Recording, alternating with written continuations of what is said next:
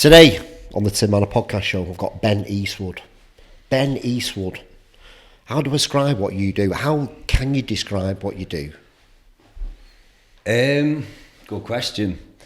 I've tailored it to being an extreme outdoor athlete in terms of, I think, what we're going to talk about quite heavily today.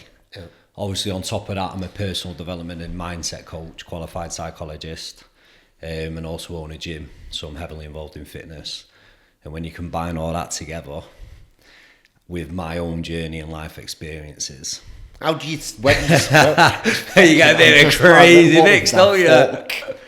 Where does it start then? Where does it start from? Trauma? Does it start from hard times? Where is it? Because there's an edge about you, mate, isn't there? That's kind of... Yeah, I think my journey's been pretty... Is everyone's has. Everyone's had their own journeys in life, and even the people that I'm in touch with now still blow me away by what they've been through or what they're going through. When I was around 8 years old, I started to have serious behavioural issues. I think I had a friend die from a brain tumour at that age, and my mum kind of hinted that I started to change a little bit around that time, and I just heavily started to have bad behaviour. So I was suspended from primary school and taken out of all of my classes. I had to take all my stuff in the head teacher's office or in different spaces. Secondary school, went from bad to worse.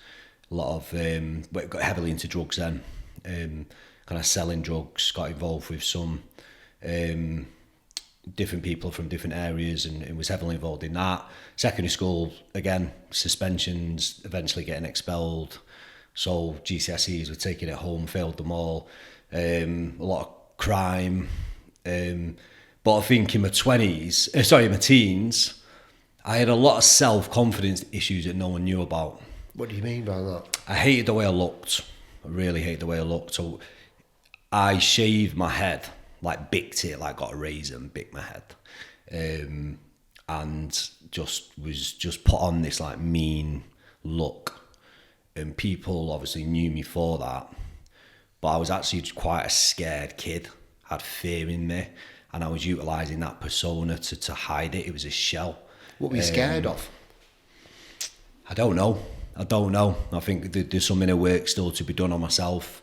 Because now I've learnt more about myself to understand if I face something in life now, I'm quite quick to stand up to it, face it, to overcome it, to understand it.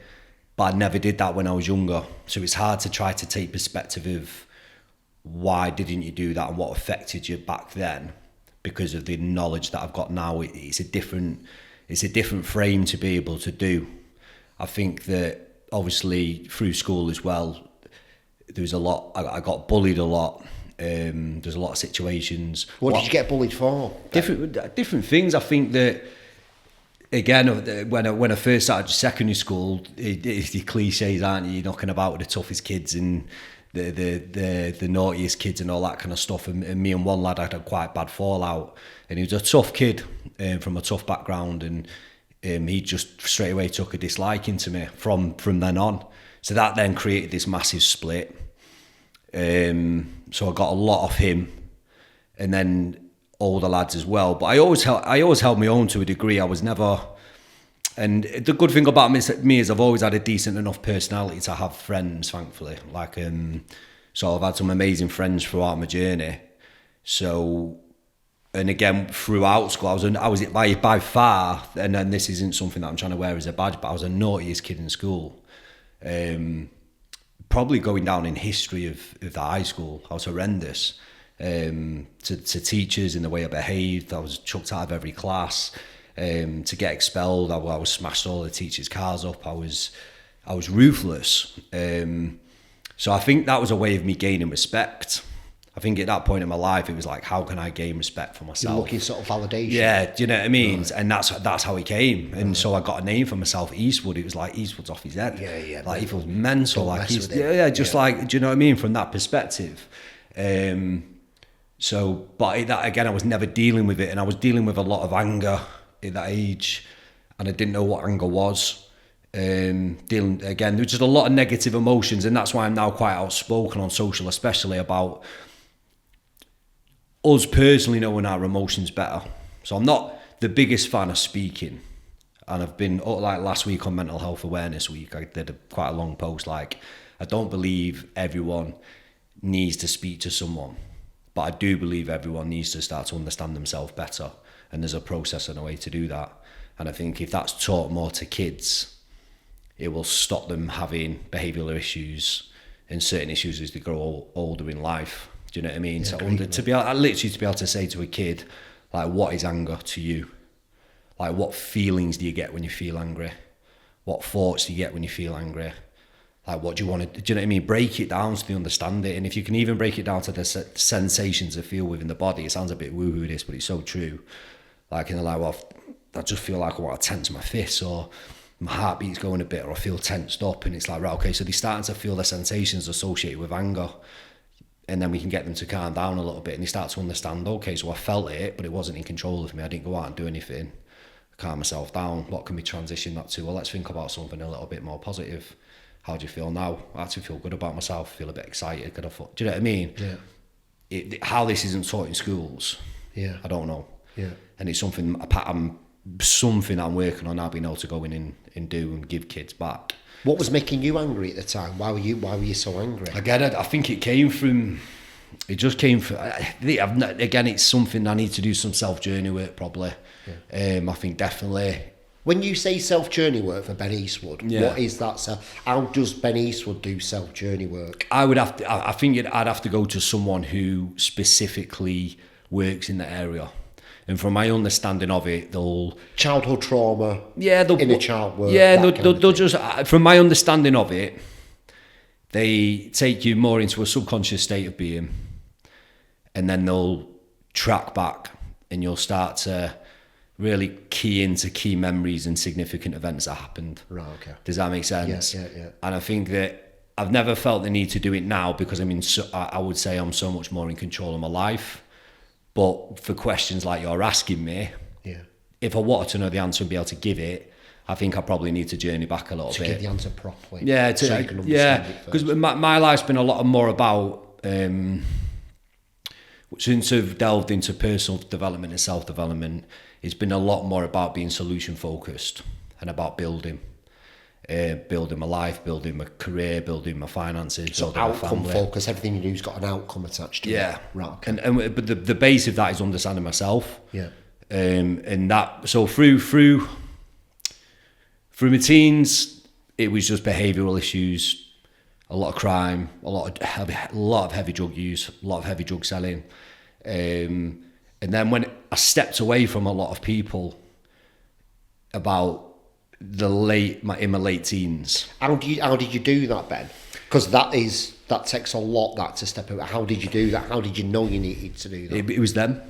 I had about 4 close friends, that like best friends, and they started to realise, I think, that Benny's starting to act like someone he isn't, because we started to engage with people from the likes of Inner Manchester, some sites from Inner Manchester, Cheating Mill and a couple of other places. There's a few boys from Macquay as well that were pretty handy and stuff like that. And I was kind of pushing the boundaries in what I was doing, but I think on a level they were like, Ben, you're not that guy. And there was a situation, I can remember it quite clearly. It was a full weekend bender, pills, couldn't even tell you the amount that we'd had, but you're talking multiple figures, weed, whatever other drugs were involved, and we're all in a room, and I suddenly became aware, like, something's not right here, and I just felt like I was going to get attacked, and something significant was going to happen. So I was like, so I exited the room and then just disappeared, got out of there as quick as I could, and got home. Never told this story, I don't think. And I was that high on drugs when I got home. My mum and dad were at the house, so I got into the house, ran to the toilet, and I was just throwing up green bile. Like, sorry if this is a bit deep, but like, you're talking green, nothing coming out of my stomach, because I'd not ate for 3 days. We've been up on a bender for however long, so I had nothing in my stomach. It was just green bio. And I started to hear this chipping sound. And downstairs at my mum and dad's house, they had, at the back, they had these like 2 conservatory doors. And I could hear this thing, and I'm like, shit, they're trying to get in with pickaxes. Just tripping. And like, I was just in a ball, just like, what? Do you know what I mean? And it was like, and at the same time, my mum went into a hospital for some issues that she was having dealt with. And I think I was just like, I need to break. I need to get out of this situation. So I made probably the boldest step I've ever made is just to take a massive step back. And I think a couple of my mates were a bit confused because whether I catastrophized that situation because of how heavily high on drugs I was or not, I don't know. I don't think it did. I think it truly happened. I think a couple of them were a bit more clued onto it. But for me, just to literally cut away from them, I think was a bit of a shock. But I had to do it. And have you analysed that moment before? Because that sounds like a cathartic moment, that some sort of, listen, divine intervention is something. Yeah, somebody give you a message. Yeah, but I'm a big believer in that because like, it's happened. A few things have happened in my life that I could pinpoint, like, wow, that's happened for a reason. Again, funnily enough, the one in school. So the lad that, it was the first year. So me and probably the hardest lad throughout school in our year came close together and started to become best mates. And for some reason, we fell out over a stupid situation and we fell out and split. And although he then heavily hated me and aimed a lot of abuse at me, in the bigger scheme of things, I'm like, man, imagine if I'd stayed friends with him. Shit. Like, I reckon I'd been in jail. Yeah. I reckon I'd have been in such weird situations. So although I took a lot of bullying and abuse from that situation throughout my school life, it was probably one of the best things that happened at that time. So that was another situation. But from when I stepped away from a good group of mates, the issue then became, I was going into my 20s, I literally had more or less no mates. So Ben had an identity, has now gone, who am I? Yeah. And you've made that decision. Gone. But like a 20-year-old lad who was heavily addicted to drugs, stepped away from everyone that he'd ever knew, lost. Yeah, so I hit the worst state of depression you could ever imagine. The lowest state of depression, just horrendous, isolated, not seeing anyone, not leaving my house. Dark times. So my teens were real behavioural issues, getting into a lot of trouble. My 20s were very much internal issues and dealing with a lot of darkness. You just sat there with it? Yeah, for a real long period of time. And even when I started to transition and move forward, I was still dealing with it. I never let go of it. So my 20s, obviously, 10 years is a long time. And through that time, I transitioned through a few different careers and stuff. But I still then dipped back into doing a bit of drugs. But at that point, I moved into my sister's house. So I managed to get a room at my sister's house. But I wasn't really getting back mates with anyone. So I could spend a weekend on my own in a room doing drugs. Just because I was so dark and down and low. Just literally on my own. And then when it had gone, I'm like searching drawers and searching floors and searching like work. And I knew a contact, so I'd get enough to sell, but I didn't know anyone back then. So I knew in my head I wasn't getting it to sell. And then I was in debt to some kid. Thankfully, we had a half decent relationship, so money wise, we'd sort it out somehow. And I'd just be on my own, like smashing it in. And then going through that, mate, going through them times. Did you always knew that there was something? Yeah, man. Yeah. There was always something. You just knew, no, I'm destined for something bigger. Just even if it's just at the back, just a tiny light, kind of going. I think for some reason I've always believed there's something. Whether I believed it was for me, I don't know, but I definitely believed there was something bigger and better in life. There had to have been. I think that for me to keep going and not give in. Did you think about giving in through that time? Did you think about? Yeah, there was one. My lowest, I'd say probably the lowest time I had in my life was when I was living in my sister's, And my sister had moved back into my mum and dad's because she just had a kid. So she needed support. So I was pretty much in. She had a guy rent a space for a little bit, but mainly I was on my own in the house. I got a job at a gym, Virgin Active in Didsbury, and the training saved my life. That's what a lot of people don't realise. Like, personal development and self-development changed my life. It completely changed it and made it what it is today. But training saved me, kept me alive. It gave me just something, some form of purpose at a time when I was so low and dark. But there was a point where, like I say, the times when I was just heavily on cocaine and weed on my own. I just remember leaving work one night, Friday night. I used to purposely pick to work Friday and Saturday evenings. And they were always like, mate, why are you always working these like weekends? It's because I've got nothing to do. I've got no mates. I can't go out. So all I do is sit in a house and go under. And just, you know what I mean, take myself to the lowest I can go.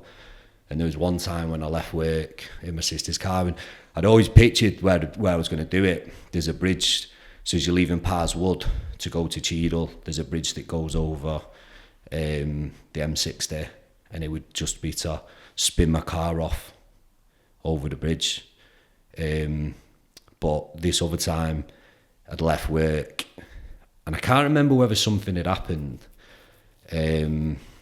There was a period during that time where I ended up having a bit of a to-do with one of the lads that was a member there, and I just flipped and said, right, follow me. Took him out the back and we scrapped and I battered him out the back, and two of the workers had to come out. And the only reason that I got away with that one was because there was no cameras outside. Like, I was just fused. I was just gone. And I left work once, Friday night I think it was, or Saturday night. Sister's car I had at the time. And I was just crying my eyes out driving in a bad state. And just went straight into a wall. I just had enough at that point. Thankfully, obviously, I'm here. But that's that pivotal time, that probably space of 6 months to a year, I didn't want to be here. And if it wasn't for my family and the love of my family and the thought of my family, I don't think I would be. Do you remember the glimmer of hope? Can you remember through that time, that glimmer of hope that you thought, oh, I can get out of this? No, not in those days. I didn't have it. I think in those days, I think I was, because again, it must take so much to take your life. And I've been involved with people that have taken a life. I've spoken to someone within a couple of weeks before they did it, and they were telling me they were going to do it, and I was trying to coach them and help them. And we thought, I was involved with a couple of other people, we thought we'd help them, and we seen a positive shift. And then I got a phone call off her best mate and said, no, she's done it. She rang me on a Saturday night, I think, and said she's taken her life. So I, like I say, I work within that area as well. But it must take so much to get to that point. And I think when I drove the car into the wall, it was an emotional breakdown that caused me to do it. But I'd never planned, other than kind of thinking about the bridge that I thought I wanted to drive off every night when I went home after work, just looking at that bridge, thinking that's where I'm gonna do it. But the pivotal point when I smashed into the wall was just that emotional. But there was no glimmer for me. I hated my life. I hated myself. I just didn't want to be here. Do you know what I mean? And I saw no positive direction. Nothing, mate. Because it's like, I even saw people that I was close to, because I had a good mate, a very good mate, a best friend, more like a brother, growing up, and he just developed and grew his business and went on to be successful. And don't get me wrong, he had his own major issues throughout life, but I've seen so many people around me build careers and build things and do well. And that's why I'm always quite outspoken about Like, you don't know what externally someone can look like they're okay, but internally they're not. Do you know what I'm saying? Because a lot of people that I speak to now that knew me back then are like, "Ben, mate, we had no idea where you were." Like, people at Virgin at the time I'm talking about there didn't have a clue. And there's about 2 guys that, with my lifesavers, like one of them especially was like a role model to me, and I had to thank him when I finally got a little bit mature in terms of being able to talk about everything. And he was like, "Mate, I didn't have a clue." Do you know what I mean? And that's how well I hid it. That's a scary thing about this sort of thing. Do you know what I mean? Like, to know how low someone can be, yet it's hidden. And again, that's not to say I could have done with speaking out, because even like in my teens, I was sent to see therapists and counsellors. I had to go to see them because of the behavioural issues I had at school. When I smashed the teachers' cars in and got expelled, obviously police were involved. I went to court and all that kind of stuff. So again, that was a process from that. Unfortunately, I didn't take to that process of counselling and therapy. In my 20s, I sought out help. I went to see a GP when I was at my lowest. Literally went into a GP service and just we're in there with the doctor, the female, burst into tears in front of her. And she sat there looking at some guy with a skinhead looking rough, crying his eyes out, and she didn't know what to do, and all she said was, "Fill in this form." Do you know what I mean? And give me prescription for something, diazepams or antidepressants and all that kind of jazz. Did you take them? Diazepams, 100%, but I can get diazepams on the street. I can, see what I'm saying? Like, you can get half the drugs you can get off GPs if you know the right people anyway, so still to this day. And weed, again, I cut weed out for so long. So when I broke away from my mates in my 20s, I stopped smoking weed, but more because it was making me so paranoid.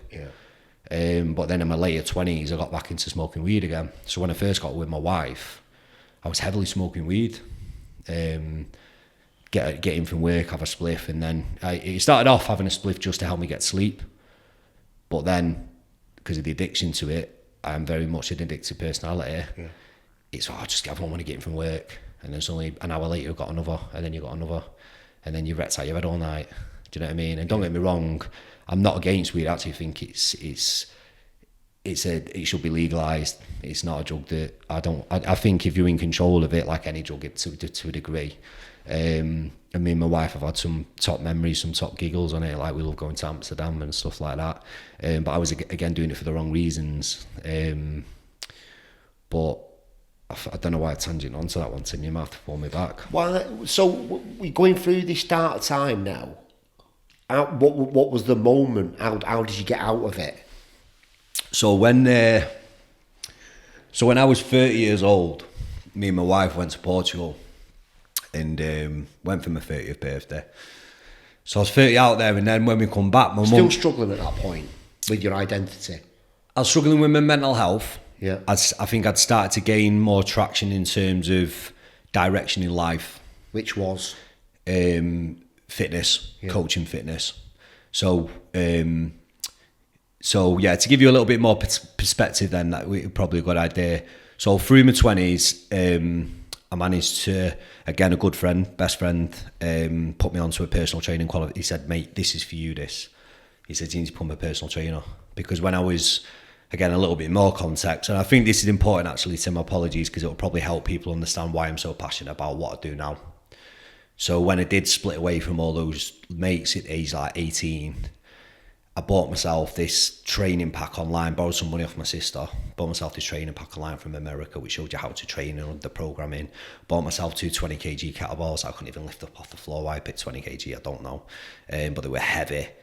And I just started to put my head into any training I could. And it just gave me a release. Do you know what I mean? What sort of training were you doing, mate? Was it functional? Was it... The program I got off from America was hypertrophy based. Right, okay. So it was gym, very much reps and sets for putting on muscle and size.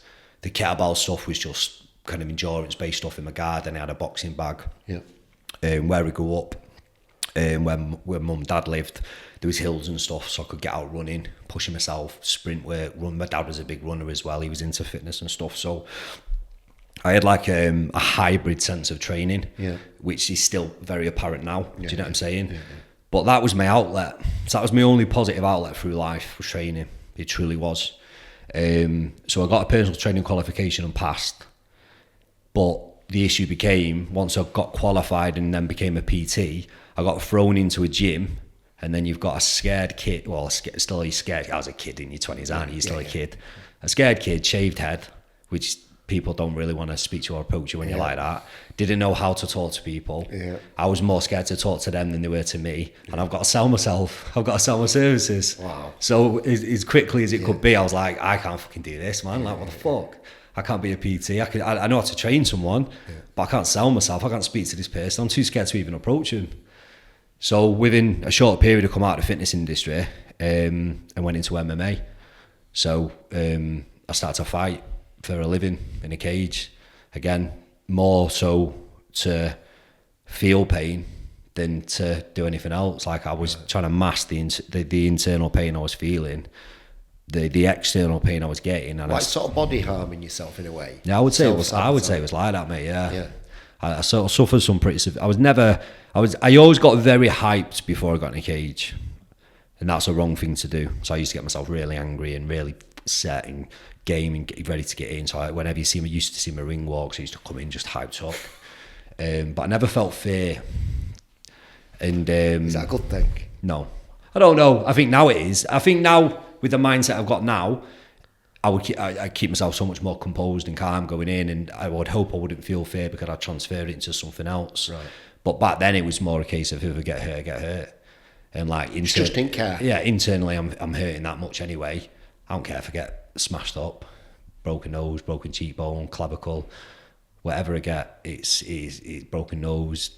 It's nothing to what you're feeling inside. And if anything, the day after when you feel beat up, there's like there's just a feeling I got from that masked again the internal shit going on. Right.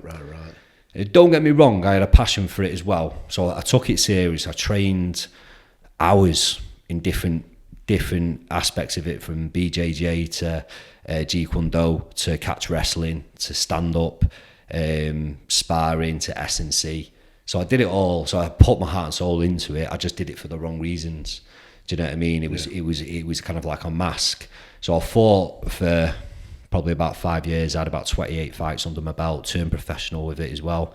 But I chatted to a lad the other day. It was a bit different back in the day, cage fighting in the UK.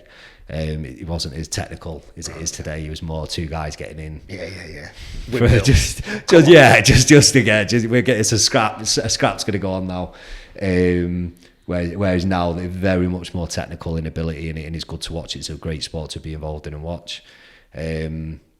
But because of the injuries I suffered, the issue became I was getting the highest paid fight I got was $1,000, and that was for a title fight at the Ritz in Manchester. Other than that, you're probably talking 350, 400. Right. So I was trying to take a couple of fights a month, if not more. Right. But if you get an injury, suddenly, so I broke my hand. Oh, this one actually came because this is when I eventually got sacked from my job at Virgin, the gym. I punched through a window in Manchester on my works do. So I had my hand pinned and lost. No, the knuckle got lost through a fight. My hand pinned through that. So again, I thought I need to come out of this. I need to earn money. So I went into sales jobs on a phone. Wow. Yeah. Brutal. Mate, we're looking out the window again, thinking, what am I doing? Where's my life going? So I wasn't at a stage that I think I'd come through any suicidal stage then, but I definitely was in a place of where the hell is my life going? Like, where's my career going? Like, what have I got? Literally, I trained for 3 hours a day, and that was the only thing that I had to look forward to. And then I had my phone job, sales job, debt collection job. Met my wife, who obviously has been a huge transition for me to become the person I am today. So then it was a good friend who said, you need to get back into personal training. He said, that's what you're meant for. He was my training partner, basically. And he knew a place that I could go, which give you a bit more freedom. So he said, listen, you find your own clients. It's a new setup. It's just a unit with a load of equipment in. You brand yourself. You don't have to go and speak to members. You can just take people in. He said, it's a new way of being. Yeah. So it worked better for me because I could find people that I knew already that wanted a bit of PT off me, take them in. So I wasn't having to speak like cold selling in a way, it's more warm selling. And from there I started to grow. Yeah. So by Where was this? So that was in Offerton in Stockport, just a small unit. Yeah. And then I met my business partner, who I kind of knew from a gym that I worked at about 10 years prior to that. And he, funnily enough, ended up at this unit. And then it got busier and busier to the point there was no equipment to use. So me and him were just like, should we do it? So we found our own place and we started to set up. And that's our benchmark, the gym that I own now, or co-own, grew. We've had that 9 years now. And probably the proudest thing that I've got that in terms of achievement. Phenomenal thing, successful gym. Within that gym, did you look at your sort of purpose at that time? Did you look at why is Ben on this planet? You know, what's my reason for being? I think not at the time of opening the gym. I think that, how long would the gym have been open when I was 30? It's 2 years. I think within 2 years when this thing happened I'm going to go into in a minute, that's when my whole world became more apparent and I started to do all the self-work that now is what I try to help people understand in life, if that makes sense. So I think when I got the gym and opened the gym, it was more passion. I found something finally that I feel I'm good at. So if you think about identity, your identity, and you've said to someone like, what you good at? I would have said nothing. Training, training's my thing. Training's my identity. Training's the one thing that potentially even someone else would say, oh, Ben's fucking mad on training. If you want to speak to someone about training, go and speak to Ben. Or you want to push yourself, go and speak to Ben. Do you know what I mean? So it actually became the first unique thing about my identity that I linked onto that had a bit of positivity around it, rather than a negative aspect. So that's probably the purpose and passion that I found with the gym. And even to feel those emotions, never really felt them before. Do you know what I mean? So to start to gain traction with that, and obviously moving forward with my wife in a relationship, the first proper stable relationship that I'd had, because I had some rocky ones before that. Again, it ended me in a lot of trouble, fighting and drugs and all sorts and stuff like that. So meeting Rach and being with Rach was really stable and a huge connection for me. So that was, again, something that was massively impactful on my life. And we were away in Portugal for my 30th. We come home and my mum and dad were meant to be picking us up, and my dad came but my mum didn't. So I didn't think anything of it. I was just like, where's mum? And he was like, she's just gone shopping. She said, she's going to meet us back at your house. So he took us back to our house, and we got there and my mum was there. And she whispered to Rach, just hold Ben's hand, or sit down and hold Ben's hand. And then she asked me to sit down. So I sat down, I was like, and she said, I've got cancer. Yeah. So like, I was just like, what the fuck? And it got quite severe, a cancer. I think it spread to 3 parts of her body. She started to deteriorate quite badly. Her stomach swelled just phenomenally. And it got to the point where the doctors were kind of saying, you're not going to make it. Like, this is kind of it, if you like. So we started to brace for that. We would go into the Christie's every single day. And it's a funny thing because through all of my life and all of the negative emotions I've ever felt, that was probably the first time in my life where I felt numb. I didn't feel any emotion. I didn't feel angry. I didn't feel sad. I didn't feel fear. I just felt cold. I just felt numb. It's hard to even describe it. And my mum, being my mum, said to the doctors, like, I'm not going anywhere, like, I'm going to fight this. And my sister, my oldest sister, said to my mum, research anything you can about anyone that's been in this predicament or worse and has survived it. Just research it and start fucking doing it. So my mum just went on this holistic wellness fucking mission. and started to understand more about her mind, about her body, about nutrition, about belief, about everything. And she started to work on it all. And the doctor told her, "You're wasting your time." So the doctor sold that to my mum, okay? But my mum, again, being my mum, didn't take him on board. And she went through chemo. She had all the drugs in the world. So she was doing both, don't get me wrong. She was doing everything that Christie's was doing for her, but also all the holistic stuff as well. And she started to come round, and then she went back, she got into remission basically. So at a point the doctor apologised to her. But the power, the biggest thing there is how many people have been in that position and heard a doctor say to them, "You're not going to make it," and straight away they give in because of what the doctor said to them. Yep. Do you know what I mean? And that's scary. That's so scary to think the amount of people that have died from cancer because the doctor said to them, "There's nothing we can do, you are going to die," and they've taken that as the truth and they've gone.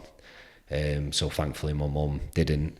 And that was the pivotal point. So when my mum got diagnosed with cancer, she gave us a book by Wayne Dyer. I think it's called the 10 Secrets to Happiness, to Peace and Happiness. I could be quoting the book name wrong, but it's by Wayne Dyer, and it's definitely the 10 Secrets. And me and my wife had a holiday booked to Thailand in winter, and I wasn't going to go, but my mum said, I need you to go. So I had a good chat with Rach, and we decided to go, which was probably one of the toughest decisions I made, just because if in my head I'm thinking, what if I go and she dies and she's not going to get back? But I went, and it's like, what a time to read a book like that in Thailand. So I've been to Thailand before, doing the parties, doing the islands. It's a different experience this one. Do what you do, you know what I'm saying? We've all been to Thailand in places like that. So, but this time I went, and it was a different one. We went to different places. And I read this book from start to finish, and it was the first time ever I'd read about emotions. I'd read about hate, resentment, anger, what they were, why we feel them, why they control us, but how we can actually transition them, how we can become more peaceful and happy and content with ourselves. And it was just the most transitional book to read. And my mum had given up me and my two sisters on purpose because she knew that's probably how we were feeling. We were probably hating the world. Why has this happened to our mum? Do you know what I mean? Like, why is our mum going to go and die? And the hate and resentment that comes with that. So this book was transformational, not just for dealing with what my mum was going through, but also, funnily enough, to deal with what I'd been going through for fucking 30 years. Yeah. Do you know what I mean? Wow. So that book, that's the pivotal change in my life. And that then led to another book by the guru, as everyone calls him, Tony Robbins, called Awaken the Giant. But the power of that book was he actually gave tasks to do. So I did them. I read the book from start to finish. I did the tasks. What were some of the tasks? What kind of thing? So one of them was writing down, I could list loads here. So some of the key ones, I think. One was belief systems, to understand our beliefs. Yeah. That's a biggie, that, isn't it? Yeah. What you think your beliefs, are they really? Exactly that. Yeah. Why they formed, where they come from, why they're true. And he showed you then the power from trauma, aren't they? Exactly, mate. Or anything, like the people we've been around, the things we watch, the things we listen to, the things we read, the things we're taught in school, the news. Everything can affect how we think and believe. Do you feel like a lot at that time of like a fire's been lit inside you 100%. When you're reading these things? It's like, I've needed this. Yeah. These are the answers I've been asking. Yeah. So when you asked that before, this was the time in life where I felt like, fucking hell, what have I found here? It's like someone had lit me up inside. Literally lit me up, and I'd actually found a love for life that I'd never had. Meant that, innit? Do you know what I mean? Yeah. So suddenly life became... What a great age as well. That do you know what I'm saying? Do you know much about the hero's journey? I feel like through your 20s you've gone through where you spend a lot of time on your own, find it's like really dark and stuff, like how Luke goes into the cave on Dagobah's, I think it's Dagobah, in Empire Strikes Back, and King Arthur, he gets back in the thing and then works back up to be, that hero's journey. I feel like that's yours. Yeah. Mint that. Yeah. Innit? Really so good. And I feel like it's everyone's... I work with so many people now, and they've all got journeys, and I think that it makes us who we are, good or bad. But I think that the power is to understand what your future holds, and that can be determined by you. Although this world can be so powerful and manipulative if you let it be, we do hold the power to design ourselves and design our life in a way what you help people do. And you give them the belief that it's possible, which is why before I was talking about I love what you do, mate. Love it. Yeah, exactly that, mate. Because whether you're doing it on a business or a person, it's identity forming. And what I loved about what you said just before we came on is like, you have an honest conversation with someone, do you know what I mean? And you're truly helping them discover who they want to be and what they want to be and how they want that to come across. And then you can help that grow. Do you know what I mean? And that's exactly what I do on a personal development level, because if you help someone understand that, and for most people it's a barrier because they don't believe that they can be this or they can be that. Again, belief systems. So if we can start to break belief systems down to the root cause, and they understand, right, okay, so this is why I believe that. What's the validation in it? Okay, well, actually, it's not very valid now, is it? Like, I can help them answer that question. So that suddenly breaks the belief, snaps it in half. And it's like, what do you want to believe? This is what I want to believe. But then the toughest part about creating a new belief is you've got to back it up with an action. Behaviours attached to those beliefs. Exactly, Fucking hell, right, so here we go. So, exactly. So a new belief is nothing if you aren't backing it up. So for most people, the reason they think, positive affirmations don't work and new beliefs don't work, it's not they don't work, it's that you're not reaffirming it through how you behave and how you act. So if you create a new, sorry, this goes pretty deep, but if you create a new belief about your life and about yourself, okay, as soon as you do something that doesn't align with that, your subconscious mind straight away thinks, I knew you couldn't do that. I knew you weren't going to be that person. You're the old person. You were lying to yourself. It's fucking with you. Whereas if you do it and you act in the way you want to fucking believe, actually you're reaffirming to your subconscious, no, motherfucker. This is the person that I want to be. Is that what I'm saying? I love that. So that's how powerful action and behaviours are. And that's why I'm so adamant. Whenever I post and whenever I talk, your behaviours and how you act on a daily basis are reaffirming to yourself who you are.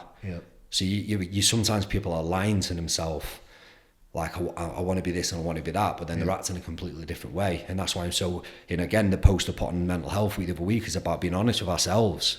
If you can't be honest with yourself, who the fuck can you be honest with? If you can't literally say to yourself, this is who I'm being, and then ask yourself the question, is it who I want to be? This is the way I'm living, is this the way I want to live?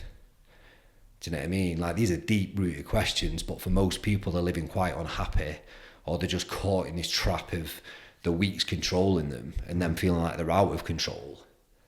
Let's take a step back, because you can take that control, but it requires effort.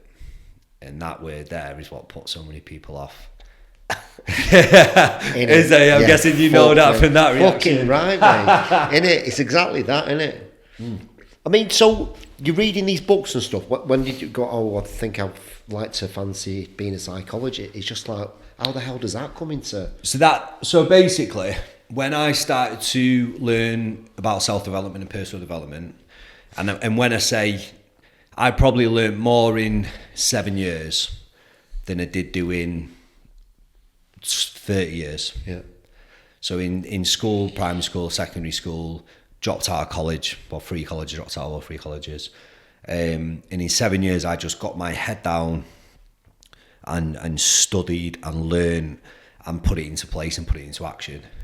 I even started to put it into action with my PT clients, which was quite interesting. Were you doing it for yourself initially? You're just like, look, I need to get myself better, and then it's kind of... I did, but what you find with self-development books, if you're quite clever with it, is you can start to look for things in other people. My wife hated this. It caused a couple of conflictions sometimes. I wasn't doing it purposefully.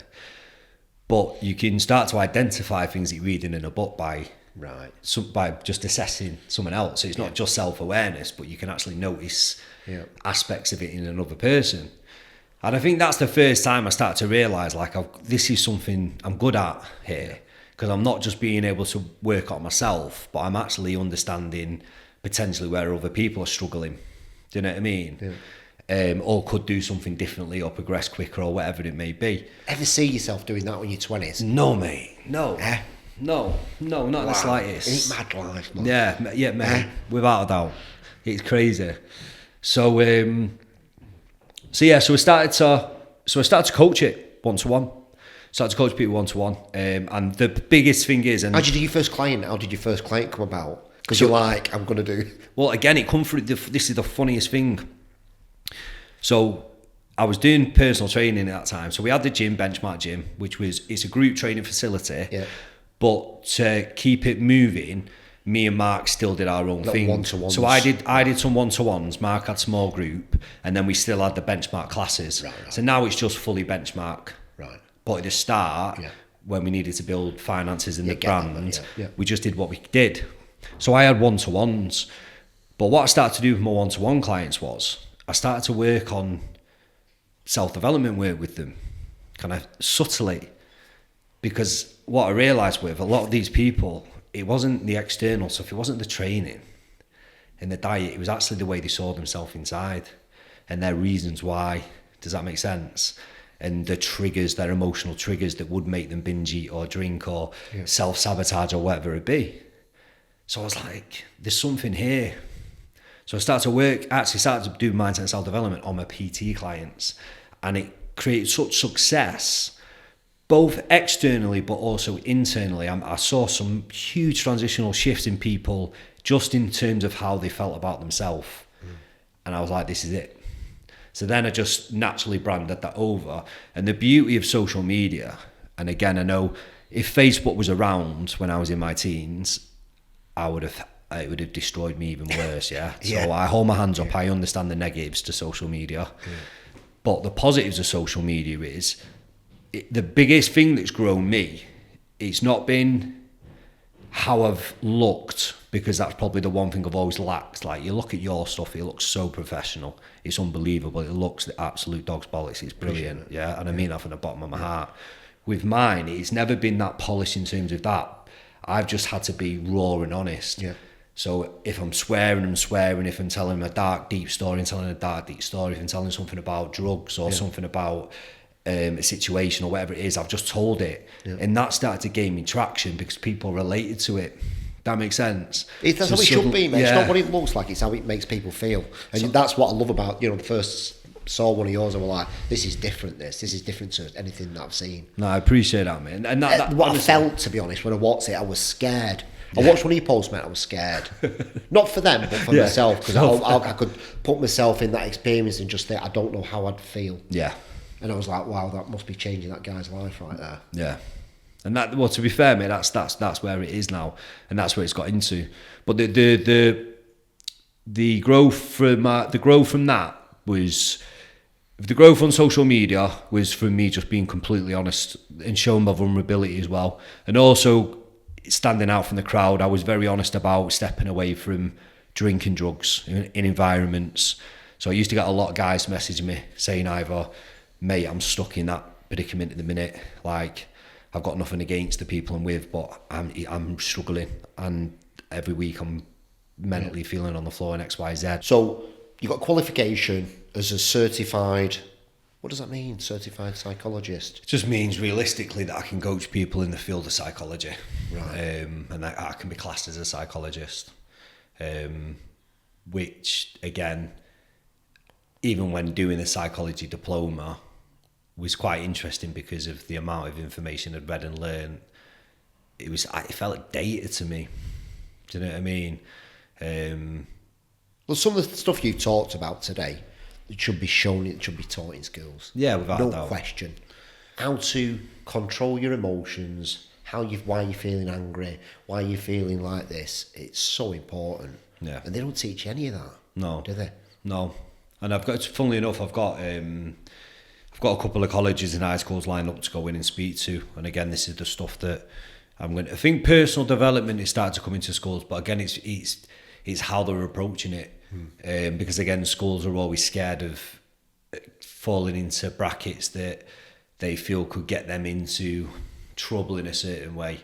And that's the fucking shit thing about this world, which we'll touch upon when we talk about the challenges that I do outdoors. It's like too many people are scared of these supposed rules, but these supposed rules are actually stopping people being helped and being saved. Do you know what I mean? Like, to talk to a kid about the thoughts that are going on in his head, and not in a way of waiting until it's crisis situation, not waiting until a kid is harming himself or wanting to kill himself and then trying to do it with a qualified therapist or psychologist. Having an actual class in school that talks about, why do we have thoughts, and what are those thoughts, and when we feel down, what thoughts do we have? Like, just a general discussion or general class on that, just so a kid understands his thoughts more. Do you know what I'm saying? But then they're worried about the effect that it would have on their school and the politics and systems, and it's the bollocks within it. So that's what I'm hoping to going to go in the school and do, because you know me, they'll only ever get me as I am. So if they don't like it, they don't like it. But the feedback they had last year, I went to a couple of universities last year, a couple of colleges, and funnily enough, one of the colleges I went into is in Wythenshawe. And just before I went into one of the classes, the teacher said, just have your wits about you. Just be careful in this one. I was like, all right. And they goes, do tricky classes. And just, we'll be there, X, Y, Z. And then at the end of it, they were all like, how the fucking hell did you do that? And I was like, what? And he'd like, I had no back chat. Nothing got at me. They did all the tasks. And I was like, I'm not surprised though, like, because it's relative. Like, these kids are going through the shit I'm talking about. Like, when you're teaching them a subject, they sometimes switch off if they're not interested, and that's probably where you get all this jazz. But I'm talking about stuff that's probably going on in their life right now. Not specific, but generalised, that they can pinpoint. So, of course, it's going to trigger them. Do you know what I mean? So, it's powerful stuff. But anyway, so from the field of everything that I've learned from self-development, personal development, psychology, belief systems, more about heavily went into understanding the brain and the mind, the emotions. This is how you set your company, by doing this. Yeah, so that's that. Which is called what, Ben? B1 Mindset. Right. How long's that been going? So B1 Mindset's transition. So we've gone from being a limited company to a community interest company, which we are now. So the community interest company's been going about just over 12 months. And the name B1 comes from becoming one with yourself, because I hated myself for so many years. And as soon as I actually start to accept myself for who I am, and become happy with who I am, for my flaws, for the way I look, no matter what, just accepting myself, my life changed. I became one with myself, and my life started to fucking become positive.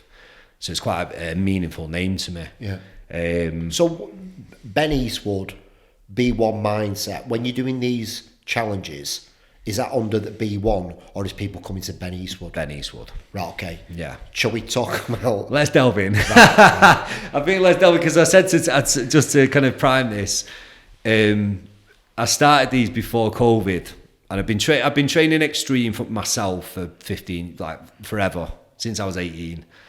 I started to do work in cold water, and then COVID hit, and it just backed off after COVID because I had my son. But recently, obviously, it's taken off again. So I said to Tim just before we started, I feel like this is divine intervention in a way as well, because you're giving me a great opportunity to talk about this. Powerful stuff you're doing, mate. At a time, it's really blown up, and there's a lot of eyes on it. There's a lot of people asking about it positively, but I know probably in the background, there's probably a lot of negative talk about it as well. I've not had a lot of kickback personally from it. Really? Yeah. Whether, for whatever reason it is, but I do believe there will be things being said. So the beauty of this is I can guide them to listen to this so they can have a better understanding from it as well. So this is why I'm massively appreciative of this opportunity. Talk to me about the cold water when you start off with. You're doing cold water before COVID, right? What were you doing? So I was doing cold water training before cold water therapy was a thing. Before Wim Hof was on the scene. So I was getting into water, and I was putting myself through strength and conditioning training in the water. So pulling tyres, taking sandbags into the water, kettlebells into the water, getting down and having to pick them up and then drag them. So training just in water, but the mindset at that point was just to make the training tougher. So I didn't really understand the science behind what the water did to the body. It was more, how can I make my training harder? Well, let's get the body soaking wet. Let's get weights in the water. Do you know what I mean? So it's more of a stimulus to make the training harder than anything else. Obviously, there's a bit of a fear factor as well whenever you're in open water. Yeah. So that came into the mix as well. But again, that was all doing it on myself. But the beauty of Instagram is I was showing what I was doing on myself, and suddenly someone's like, oh, fucking hell, mate, I want to do that. Like, can I get involved in that? So at that point, it was more just training. So if you see some of my earlier videos, like, there was me and groups of lads where we were carrying tyres in and pushing it above our heads and pulling through ropes and jumping through tyres and just doing training to build us mentally, physically stronger and fitter, but in a training environment within water. Then cold water therapy started to grow and the science behind it came. So I started to understand more of the benefits of it, especially like now the temperature in the water isn't too cold. Okay. It is still cold, don't get me wrong, and especially for someone that isn't used to the temperature of water, it will still be cold now. But for someone who's adapted, it's fairly warm now. Yeah. Water. So for what I do, it's more the situations I place someone under. It's more of the fear factor than the benefits of cold water in terms of what like low temperatures do to the body and the mind. But cold water therapy started to grow. And then it became quite relevant of the impact it had on your physiology, on your muscles, on recovery from a sports performance background, but also then quite heavily the science became quite outspoken in terms of what it does for your mental health, in the transition of your mental state. Do you know what I mean? Yeah. And so I started then to think, right, okay, so I understood them both. So I started to train a lot more over the winter months personally, and it became quite apparent, number one, how much tougher it is, because how cold it is, how bitter it is, the impact it has on your body and your mind in terms of the fear factor as well, the resilience of wanting to get out and not do it and all that kind of jazz, but also the feeling that come after it. Do you know what I mean? The euphoria that comes after it, which is just, out of all the drugs I've ever taken in my life, which has been a lot, like the feeling you can get when you come out of cold water, especially from a long period of time where your head's been submerged, it's just like phenomenal, and it lasts. You don't get a come down off it. It spikes you for the day and you're fucking on another level all day, you know what I mean? And then that started to evolve because it was like, I found something here that's completely transitioned my life and it's so ingrained within my life, and I'm a big believer in state changes. So what I mean by that is, to kind of make it more understandable, if you relate when I say the word state to the word mood. So there is a bit of a difference, but it just helps people gather what I'm saying. Yeah. So if you're in a bad state, mentally, emotionally, or physically, relate to being in a bad mood, or a down mood, or a depressed mood. So when you're in those states, we naturally think negatively as well. So if you're feeling down, you're going to be thinking negatively about something, or you're feeling depressed, you're going to be thinking negatively about whatever it is. So one of the best things to do is how can we transition our state? And cold water is quite profound for that. The same, so with training. If you go and do a training session, you come out of the gym, you don't want to get into it. I've seen some posts off yourself on that. You go into the gym, not feeling the best, but once you finish, you come out and you're like, I feel good now. I've changed my state. I'm feeling good. I'm thinking good. I'm ready to go and attack the day. So I've just combined both of them together. Yeah. But then it started to take further steps forward in terms of me understanding a lot of people have got serious fears to a lot of things within life and a lot of barriers, and are dealing with a lot of trauma, or are struggling to push on further in aspects that they lack belief in themselves for. So I started to forge this way of training where I put people into certain situations. Stress situations. Yeah, real stress situations. Real stress situations. And I prep them fully. Like, people don't see the depth of what goes in prior to the session. Yeah, they're just in an Instagram post. You fucking taping a guy's eyes and mouth thinking. Exactly. They're seeing 90 seconds, if that, of the sparkiest clips to make it look profound. Yeah. They don't see the email that I send, the first email that I send, which literally I've designed professionally with professional help, that actually tries to put people off doing it. Yeah. It literally basically says, do you want to do this? Because this is X, Y, Z. It runs through everything, all of the concerns, all the dangers. It literally, it recommends and goes to get a health check. full DIY by not DIY, full checkup by your doctor. Mental, all the needs to knows for myself, but also to make them very aware of, are they in understanding of how their health is, and also just to then reify, this is outdoor training, shit can happen. Do you know what I'm saying? This is not outdoor training, Ben. Right? I don't care how you're packaging it up. It's like, fuck me, mate. I'm just like, how did you come up with these? Just give people some examples of what you do when you're doing this training. I think I think the toughest one that I've done, which required the most mental composure, was when I tied my hands together with duct tape. And it is possible to do on your own, that, by the way. It's tough, but it is possible. I had a weight vest on. I jumped backwards off a bridge into the water, which is probably about 10, 15 metres down. And then I had to get myself out with my hands tied. And I did this on my own with no one about. And there's about a 5 metre wall underneath. So you come off the bridge and there's a bit of a tunnel, like so. And it's all underwater still to the top. And I had, with hands tied, I had to find the wall. So this is without taking a breath at the top, coming into the water. Had to move forward, composed, because again, if my heart rate starts to race, I'll have more of an urge to breathe. So I found the wall, and then I have to climb up with my elbows to get to the ridge, get up onto the ridge, and then move forward to get myself out. All on camera, so obviously I got all of this for the proof. That's probably the top. Does Rach know you're doing this? Rach never knows that I'll never tell Rach what I'm going to do. She always asks me whether I'm going to be doing stuff in water. What I try to do is get out of the house before she wakes up, just so when I get back, it's like it's done. The issue with Rach is she's now a nurse practitioner, so she's done amazing in her work. So, but she's worked in A&E for however many years now, a long time. So she's seen dead bodies come in from reservoirs and lakes, and people killing themselves or slipping in. But again, you've seen people going in from overdoses from cocaine or alcohol or heroin, or someone taken in because he scrapped and got the head smashed on the floor, or someone slipped, or someone had a heart attack for health reasons. Like, do you know what I'm saying? And this is my whole point to it. Like, for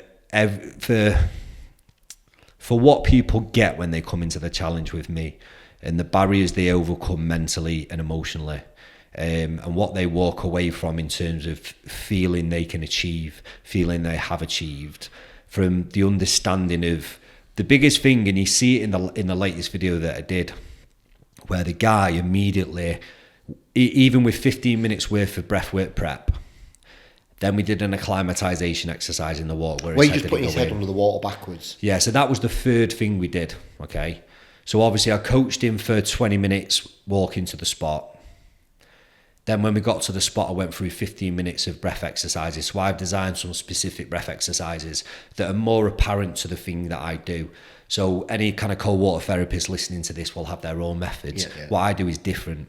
So it's, my point being is this: when you put someone's head back into water, they can't breathe. They have to hold the breath. So I coach methods for them to be able to hold the breath, and also how to recover the breath when they come out. It's almost waterboarding, right? Yeah, pretty much. But again, if you come out of that in a straight away, your heartbeat matches it, and panic is induced. So what I coach people to do is, okay, so when we come out, the first thing we do is we control the breath to get back into a parasympathetic state. Okay, so to calm your nervous system down, basically. And the more we can do that repetitively, the more you're showing yourself that you can do that. And you see it in the video. In panic when I'm outside, I can control my emotion. Exactly that. And control my thoughts as well. So if anyone's listening to this, if you jump onto the Instagram, and it's the one where the guy sat down. It's Ben.Eastwood _B. Right. And it's the first clip in the video. I'm knelt down, holding his hand. And we've done 3 exercises prior to what you're going to see.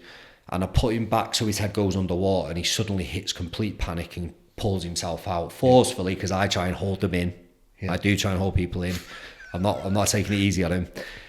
And he goes into panic, so I grip him tight and I pull his head in and I lean my head into his. Okay.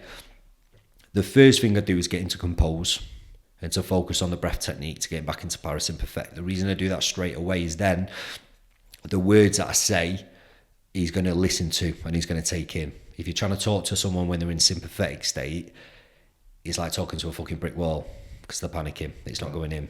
So I got him to calm down, and then once I got him to calm down, and I know when he's calmed down, I can feel it within him, he starts just to relax his shoulders and his body a little bit. I then start to remind him why he's here. Why was he there? He had a severe fear of water because when he was age 9, he witnessed his dad's friend's son die in open water. Fuck. Yeah. So he didn't have a phobia of water, but he definitely had a trauma attached to it. What's his name? Warren. Warren, shout out, mate. Yeah, massive shout out. An absolute trooper and a beautiful man. But again, so when he come out, I'm composing him down, and then I'm talking to him, reminding him why he's here, and then I'm just giving him a few key words, and then when he starts to calm, I'm reminding him, I'm saying, look at yourself now. I say, what you doing? And he's like, well, I'm relaxed. How are you breathing? Well, I'm doing longer, slower breaths now. And I'm said, so two minutes ago you were panicking, and we've got you to this state, and you're okay now, you're safe. Do you know what I mean? And suddenly he's like, I know. I said, you've got this, mate, that's fine. That's adaptation within 30 seconds. And if you see the next one we do, he comes out completely different. He's in there for 10 seconds this time. And when I pull him out, he's not panicking. His body's relaxed, he's calm. Do you see what I'm saying? Yeah, mate. And that's the power in it. Yeah. That's the power of showing someone they're in control of their emotions and they're in control of the thoughts. Because his thoughts would have still been battling him and saying, don't put your head back, don't go back in, let's get the fuck out of the water, we can't do this. But he's beaten that. He's proving to himself those thoughts aren't him. So what thoughts do you want? Well, I want the thoughts that I'm going to complete this. And that I have got the power and the strength to do it and the capabilities. And that I can push through my fear and do it. And he did it. And then we went on to the next one and we got under the waterfall, which was powerful. Do you see what I'm saying? And that, and again, the reason that one meant more to me, because it wasn't one of the more extreme ones I've done, but it definitely was one of the more emotional connection ones that I've done. And the connection between me and him, the trust between me and him, but to see him overcome that and to see the euphoria in him. Like, he got back to the car, mate, he looked like Superman. I swear down, I looked at him thinking, mate, you could probably pick up that car right now. And he just stuck with him, and messages ever since off him, still now. He posted this morning just saying he feels on top of the world. And that's not a drug he is taking. Does that, you know what I'm saying? Yeah. He isn't still wired off cocaine. Yeah. He isn't still fucking taking pills or whatever else. That was a natural thing that he did that has made him feel so good about himself and his life. Do you know what I mean? And that's the power of these things. And then I've got other people that are in it for So talk to me the one about you got a balaclava over a lad's head. I mean, you do that a bit, like, but there was one particular one, I can't remember one, and then you just fucking taped his eyes. Yeah. You got his hands like that, and then he's just like dropped backwards. You've got a rope attached to him like that. Yeah. What's that? So the reason I like blindfolding people is because it takes away a sense.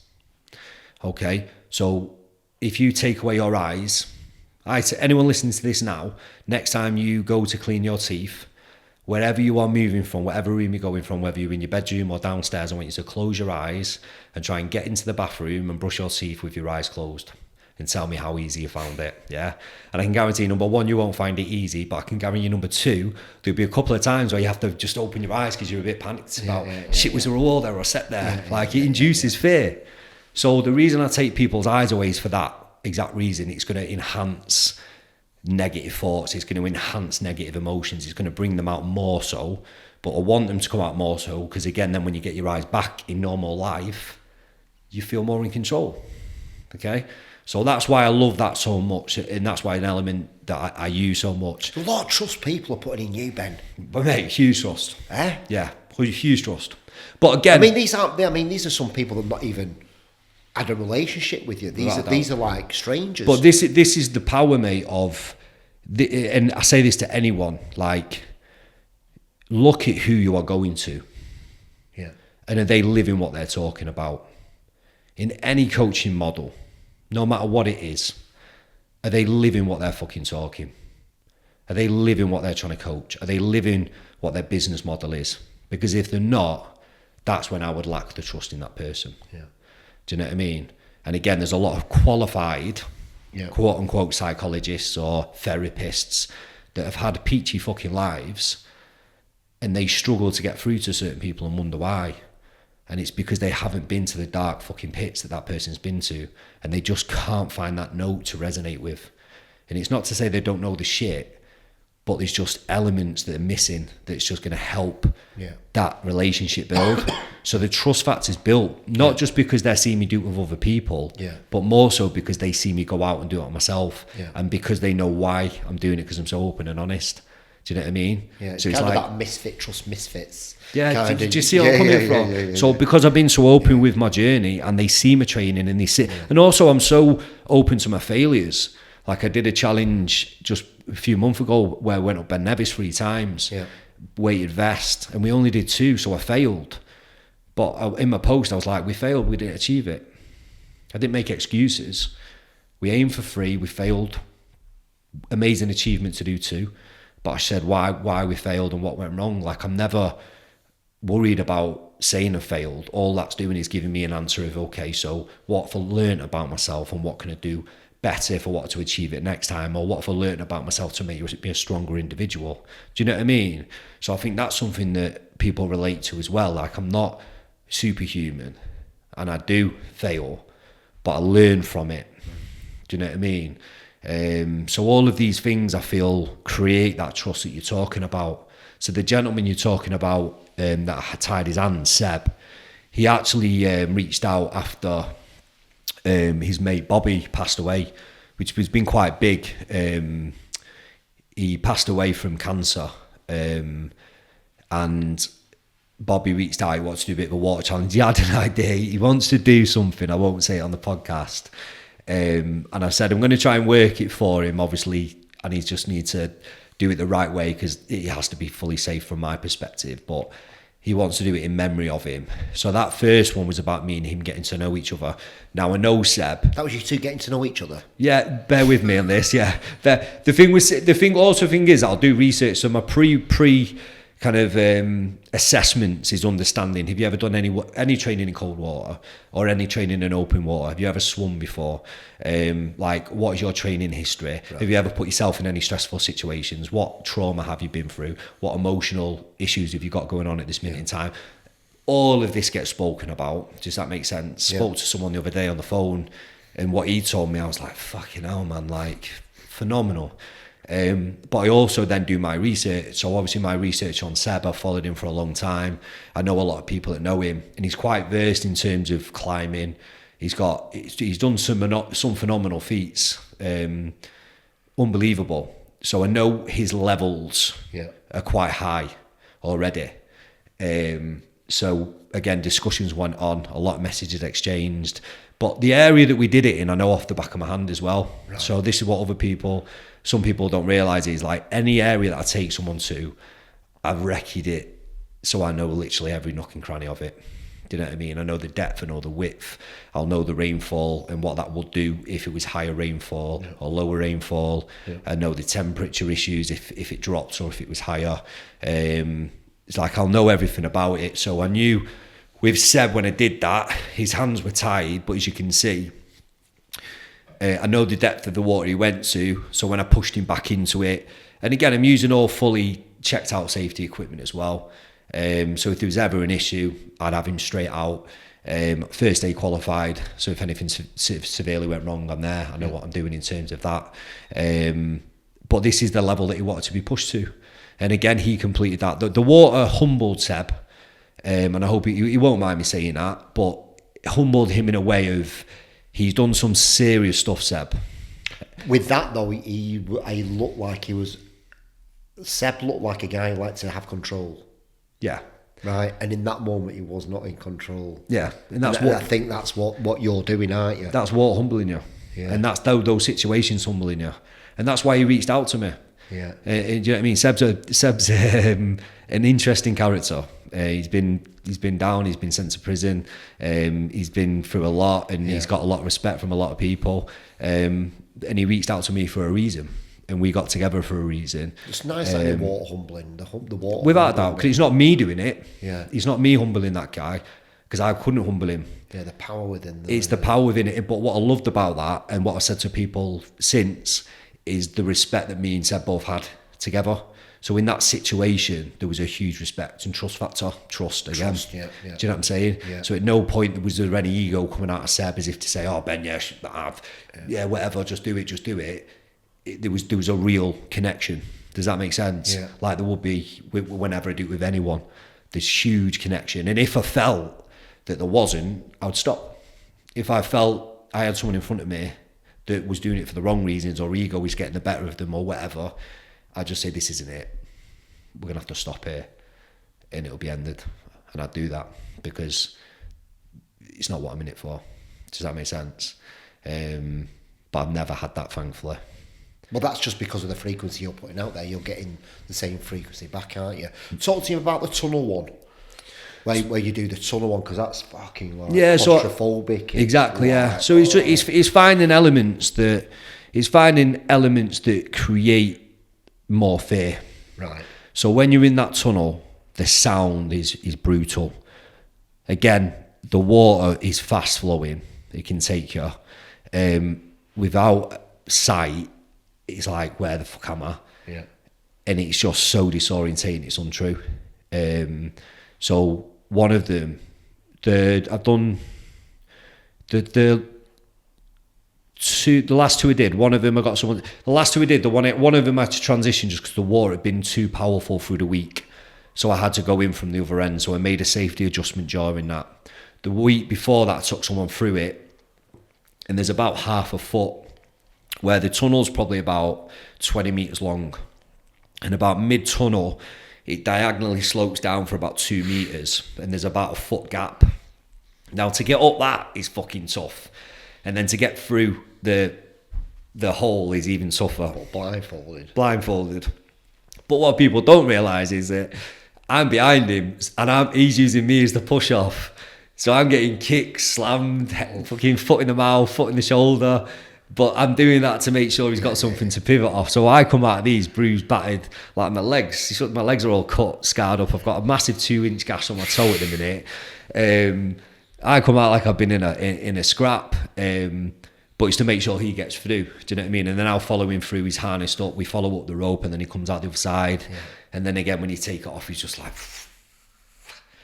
So again, it's putting people through these situations so they're coming out on the other side, and it's just what that then gives them. Yeah, I love that. You know, when I go to the gym, I try and put myself in stress situations, but I'm still in control and I can stop at any time. Yeah, that gives me that hit. It gives me that thing for the start of my day. But what you're talking about is that to the next level. Well, I love what you just said there, because I think that epitomises this. I think that, like you've just said there, if you wanted to stop, you could do. Yeah. But people come to me knowing that I probably won't let them stop. Yeah. Do you know what I mean? Yeah. Like, I could have easily, on the one on the weekend, when he first come out, for, you know what, mate, if you don't want to do it, it's fine, don't worry, let's leave it. Yeah. But why the fuck have I got him there if I was going to do that? Yeah. That's not me, that's not Ben Eastwood. Yeah. Do you know what I mean? Yeah. And other times people have been... You need them people around you, mate, who are going to push you. Yeah. The thing, not go, oh yeah, you'll be all right. Yeah. It'll be okay. You know what I mean? You need them people, don't you? Yeah, and so again, when putting people underwater, blind, whatever it is, it's like, so this guy messaged me the night before, and he was pretty... don't get me wrong, he was fully serious about it, and he was switched on. He took it 100% serious, no ego about him, but he was a high level in terms of fitness, high level in terms of water experience. And he messaged me just kind of saying, like, I want to be pushed, in a tongue-in-cheek way. But I messaged him back just saying, listen, mate, I said, just make sure you're ready for tomorrow. Like, I'm in this to make it hard for you. So believe me, there's no situation tomorrow. where I'll be letting you get out of it easy. And he just kind of messes back just with like a salute as if to say, I understand. Respect. Do you know what I mean? I'm not taking people in this to make it easy for them. Safety is there, but I've got to put people into the right. This wouldn't work as powerfully as it does if I didn't push people to the level that I did. Does that make sense? And when I see them wanting to stop, that isn't me thinking, right, I need to stop him or her. That's me thinking, we're not done. You're finishing this. If I need to coach you now to finish it, I will do. Or if I feel I can push you through it and you can actually work it out yourself, I'll also do that. And that's for me another level of cognitive functioning from my side. It's sometimes understanding this person's got enough about them where I don't need to coach them right now. I'm just going to fucking put them back in that spot and they will figure it out. I know they will. You know, it sounds really weird. I have got the same relationship with mushrooms. Have you? That's exactly what it does for me, the mushrooms. Okay. It shows me. I can't, at any point when I'm doing the ceremony and stuff, put my hand up and go, I need to get out. I need to get out. I need to get off this ride. I need to get out. I know that I can. And it'll show me what I need to be shown at that time. Come on. And it's fucking beautiful, mate, what you're doing. But it's beautiful. No, I love it and I appreciate it, mate. And I can't completely agree with you. Because they're powerful. Yeah. For showing people a way. Yeah. And whatever that is, that thing that's showing you, you're doing the same thing. Yeah.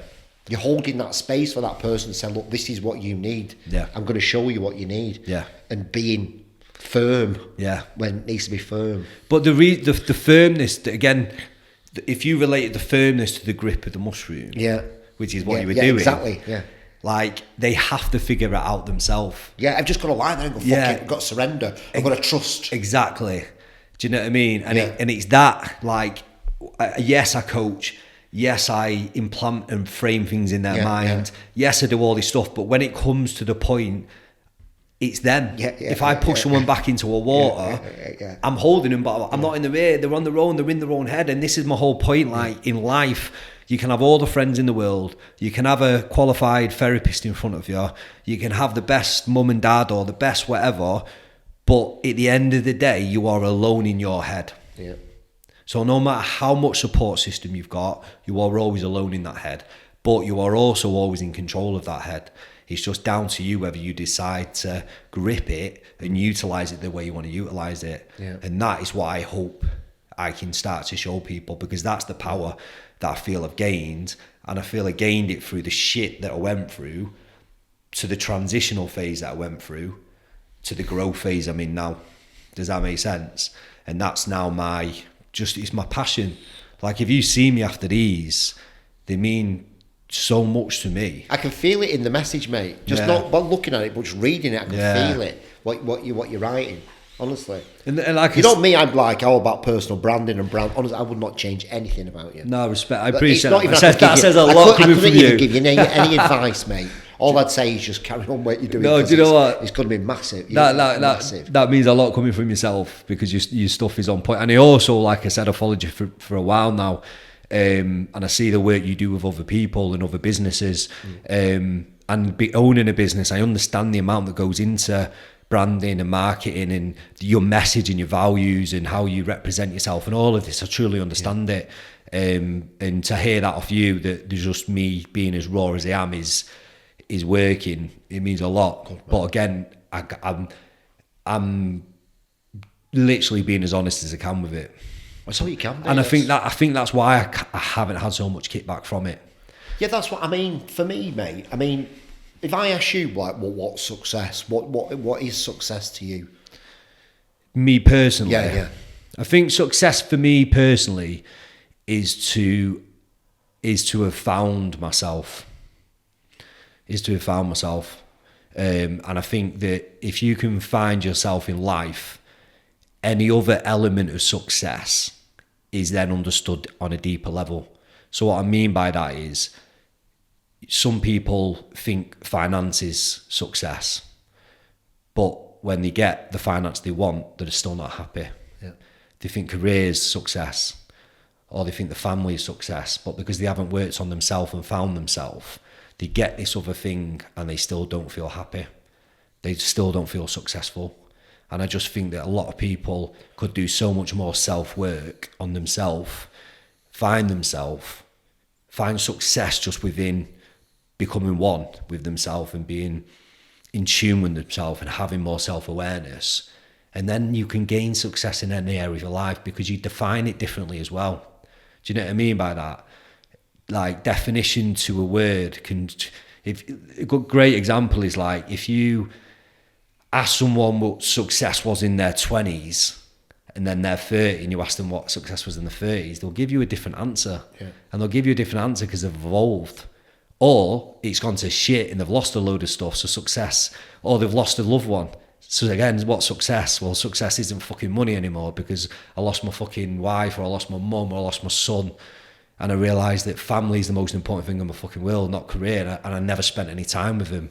And now I'm living with that regret. Yeah. So success now is spending as much time with my loved ones as possible. Do you know what I mean? So success is so different in terms of where we are in our kind of evolution as a human. But in my honest opinion, I think if we can find success just by understanding ourselves more, it creates a foundation then of what success can look like in other areas. Beautiful, mate. I just like what you're doing about, for me, success for me is being fearless. Nice. That's really what I think that is. Not being scared of anything. I'm going to send you a YouTube clip that I listened to last night, half an hour on that subject. And not that it will do any, not that I think it will teach you anything, because I feel you've already know it all, but just so amazing that you've literally said that to me now. And I listened to it last night, and it is literally saying like, again, it's your belief system. Yeah. And if we face these fears and we stand up to these fears and we push through these fears, what's on the other side, and what's the worst that can happen if we go for them? Yeah. And it's generally like the worry of judgment. Yeah. It's or that, if it did fail, this would happen, or that fail. It's like, fuck me, what's good? Do you know what I mean? Like, so I think that's powerful. You're not really doing. I mean, I think people attach you if you're doing be a cold water therapist, but like, it's fuck all do cold water therapy. Bollocks. Yeah. And it's funny because the people that I'm taking in at the minute, I'm saying they'll be like, oh mate, I can't wait to get back in. Can't wait to get back in with you. And I say this to him, and I'm mad at, but I'm like this. I say, come back whenever you want, and we're still going to be in contact anyway. I've never lost contact with anyone that I've been involved with, bar the lady that took her own life. But she was working with someone else at the time, so I wish I could have given her more support. But I've said to everyone recently, just make sure you come back to me in the winter months. That's right there. Yeah, and it's nothing to do with, again, this cold water therapy scenario. It's just the resilience and what it does to your fucking I don't even know the benefits of it, but I did see when I go up and I'm breaking the ice with my foot sometime, and I'm like, that moment before, I'm not getting in, you're not getting in, you're a fucking pussy, Tim. Little Tim's like having these words with me, you can't do this, you can't get in, and boom, you're there, and there's the 30-second, and then all of a sudden I just become one with the water. Yeah, man. I'm just like, oh my, what's happening to me right now? Yeah. What's happening to me right now? Yeah. And then I get out and I'm just like, what is this? Yeah. What is this? And that, to be fair, mate, like I said, I've read Wim Hof's book. I think the worst thing that ever happened with Wim Hof is the publicity traction, and then the TV aspect, I think, just took him a different angle. If you read his book and really get deep rooted to his methods, his ways, it's truly fucking life-changing. And his reasoning and his breakdown of the whys and the whats. And not even, he does go to a psychological level in terms of what it does to the brain, what it does to the body as well. But his basis behind anything is adaptation and repetition. And if you continue to get into the water, your body becomes accustomed to that cold water. And then the benefits of the cold water just come with that. Yeah. But again, one of them is, and then this relates into mindset, is every time you get to that water, it's like, fuck, I don't want to get in. No. I don't want to get in. Yeah. But I'll tell you what, this is a funny thing, mate. So I have cold showers. I always have cold showers, okay? In the summer, they're refreshing. In the winter, they're freezing. But when it's late at night, I can't have a cold shower because it spikes me up, so I won't sleep. So if I've had a long day and I need a shower at the end of the day, I have to have a warm shower. And mate, I struggle with warm showers now. Yeah. They're too hot. I'm like, fuck me. I'm stepping out because it's not even that warm. Like it's just like because I've adapted so much to the cold. Yeah. It's the norm now. So isn't it amazing now that I get into a warm shower and I'm struggling to I'm literally sweating and struggling in a warm shower. So it's just crazy. But that's just adaptation. Yeah. It's just what we can do. The power in the breathing is massive, isn't it? Yeah. Yeah. Doing that parasympathetic, what you were saying. Yeah. Do I believe in holotropic breathing? Do I think it's being overused? I do. I think it's bringing up too much trauma for people who don't know what to do with that trauma. I've had to stop it a few times for myself because it was bringing up too much emotion. I do sit with myself and ask a lot of questions. Yeah. I'm cool with that. Yeah. I've been on that process, but for someone doing it new, I don't know if it's right. What are your thoughts on? Yeah, I've never done it myself. I've done DMT breathing. Yeah. Which is heavy breathing for say 45 minutes. In through nose, out mouth. All mouth at that point. Mouth. All mouth. Right. And then on my last exhale, I think I held my breath for up to 6 minutes. Wow. And I went somewhere that I can't even explain. So you just I left my body. From what I've researched, and I left my body. It was a phenomenal experience, and that's how I first got into breath work. Yeah. So when obviously everything happened with my mum started to use guided meditation. Yeah. So when my mum was fighting cancer, she was using guided meditation, and she was imagining her body fighting back. She was imagining her body fighting the cells back. Yeah, I love that. So she actually, my mum got me into meditation. So I started to get into meditation through a guy called Dr. Joe Dispenza. Yeah. Heavily imagining the sort of 5D space around you. Yeah, quantum field. Without a doubt. And then also Star Wars, they call it the Force. It all relates, doesn't it? It's crazy. It's crazy. And Dr. Joe Dispenza broke meditation down in a way I understood it. Yeah. So meditation became a huge part of my life, which I do daily. That's been just a phenomenal thing. And then that led into breath work. Because when I started my spirit, I'm not religious in the slightest, but I am spiritual. So meditation left me researching more and more. So I got into the breath work from that side. So I've done heavy breath work. And then the breath work that I do with the training I do is more about controlling the heart rate. Yeah. So we can breathe in a way to speed our heart rate up. We can also breathe in a way to lower our heart rate as well. I need people to be able to hold the breath for periods of time. So actually oxygenating our body. So the heavy breathing for a short time frame is important because we're going to be able to hold the breath for a little bit longer. Yeah. So mine is more manipulating the breath to be able to handle the situations that I'm putting them in. Right. In terms of what you're talking about, I don't know enough of, but I feel the issue is if you are doing something like that with someone and you haven't got any aftercare, where it could go to. Because most of my stuff comes up 2 days after. Day after, I've kind of, there's something, emotions trapped in bringing them up, and then I've got to deal with them. And it could be in a meeting, it could be when I'm driving, and I'm just like, I'm welling up here. I'm like looking at the TV, fucking welling up at an advert. I'm like, whoa. And the problem there is, mate, like for a lot of people that aren't with someone then that can coach them, they might turn to beer, or they might turn to coke or some drug. Or they might turn, do you know what I mean? So it's the. I think a lot of the breath coaching that goes on now, there might not be the aftercare there, or just the informative information of what this could do to you. Yeah. But again, it's not what I do, and I'm not versed in it. It's become heavily popular though, and it's funny, like from the obviously breath means spirit. In some language, I don't know whether it's Latin. But breath is spirit. So it shows how powerful the breath is. And there is something there. And the breath, just like you say, can bring out emotions, it can release trauma, it can do everything. And we need to breathe. Yeah. But you need to breathe in the right way. Yeah. And I think that's where some of these coaches are phenomenal in what they do.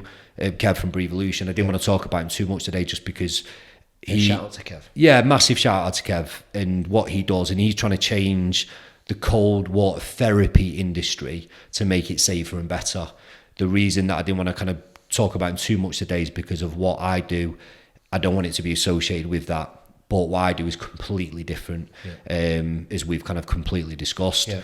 But I think from that side of things, like the knowledge and experience he's got within that, the aftercare he gives and what he does with people in terms of transforming their lives through the breath, that's fucking huge and that's powerful.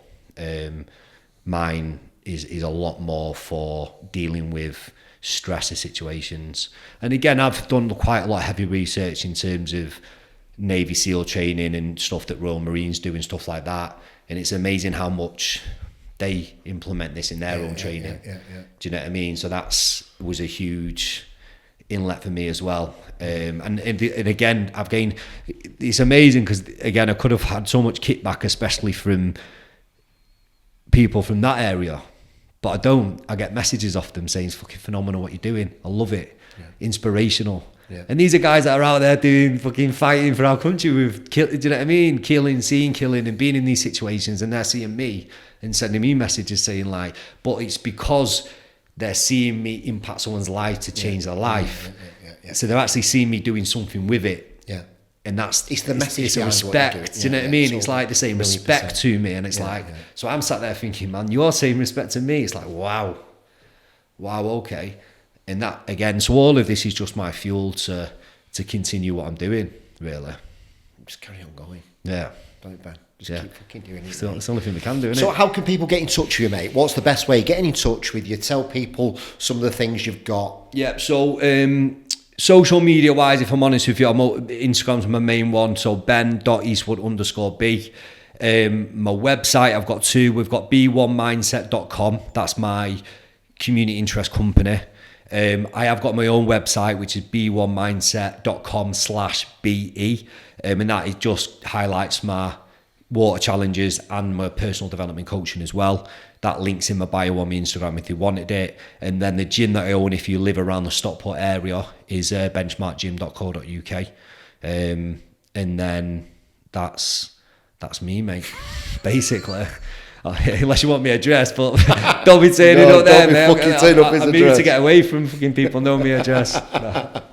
Appreciate you, mate. No, like I say, I appreciate giving me this time and this space, because I feel there's a lot of people that want to know more around what I'm doing at the minute, and you've given me the opportunity not just to talk about that, but to actually talk about my journey, and you're the first person that I've gone in that much depth with, Tim. So appreciate it, mate. Honestly. Thank you. I appreciate it a lot. Thank you for listening, everybody. Goodbye. Tim Marner, what? You're branding with the best. Tim Marner, what? You're branding with the best. Tim Marner, what? You're branding with the best. Tim Marner, what? You're branding with the best.